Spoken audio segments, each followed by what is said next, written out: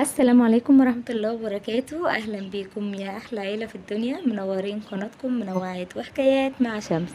كل سنة وانتم طيبين وبألف خير وصحة وسعادة بمناسبة يوم عاشوراء الأعظم.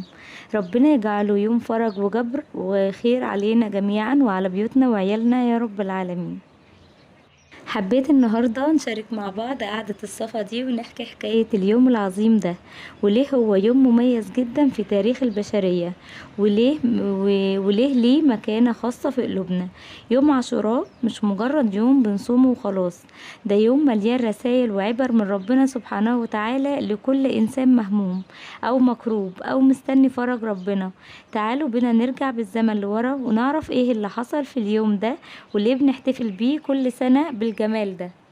الحكاية بتبدأ من آلاف السنين، يوم ما كان سيدنا موسى عليه السلام والمؤمنين معاه هربانين من ظلم فرعون وجيشه، وفجأة لقوا نفسهم في موقف صعب جدا ومفيش فيه أي مفر. البحر قدامهم وجيش فرعون وراهم بكل قوته وجبروته. في اللحظة دي ناس كتير من أصحاب سيدنا موسى خافوا وقالوا إنا لمدركون، يعني خلاص اتمسكنا وهلكنا. لكن شوفوا اليقين وحسن الظن بالله اللي دايما بنتكلم عنه. سيدنا موسى رد بكل ثقة وقال جملة خلدها القرآن: كلا إن معي ربي سيهدين. وفي نفس اليوم ده، يوم العاشر من محرم، حصلت المعجزة وانفلق البحر وربنا نجى سيدنا موسى والمؤمنين وغرق فرعون وجيشه. علشان كده لما الرسول صلى الله عليه وسلم راح المدينة ولقى اليهود بيصوموا اليوم ده شكرا لله، قال أنا أحق بموسى منكم، وصاموا وأمرنا بصيامه علشان نشكر ربنا على نصر الحق. وعارفين يا جماعة، يوم عاشوراء ده مش بس يوم نصر وفرج، ده كمان يوم مليان هدايا ومنح ربانية عظيمة جدا لينا احنا كمسلمين.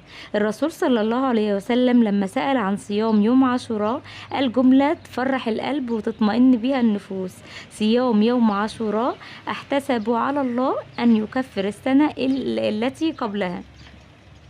تخيلوا كده، صيام يوم واحد بس ربنا بكرمه ورحمته الواسعة بيمحي به ذنوب سنة كاملة فاتت. 365 يوم من التقصير أو اللغو أو الغفلة بيتمسحوا تماما بصيام كام ساعة شكر لله. ومش بس كده، سيدنا عبد الله بن عباس رضي الله عنهما كان بيقول: ما رأيت النبي صلى الله عليه وسلم يتحرى صيام يوم فضله على غيره إلا هذا اليوم، يوم عاشوراء.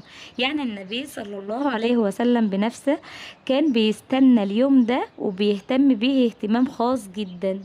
فيا بخت اللي هيغتنم الساعات المباركة دي، ويا بخت اللي هينوي الصيام ويملى بيته بالذكر والدعاء، لأن الدعاء في الأيام دي بيكون مستجاب وليه بركة تانية خالص وسط عيلتنا وأولادنا.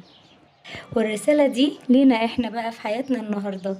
لما تلاقي الدنيا ضاقت بيكي وتحس ان المشاكل محوطاكي في كل اتجاه والبحر قدامك والهموم وراكي ومفيش اي مفر، افتكروا يوم عاشوراء. افتكر ان اللي شق البحر لسيدنا موسى ونجاه في لحظة قادر يشقلك طريق للفرج وييسر لك رزقك ويكبر خاطرك ويشفي مريضك في لمح البصر. مفيش حاجة بعيدة على ربنا، ومفيش كرب بيفضل قافل باب بيته للأبد.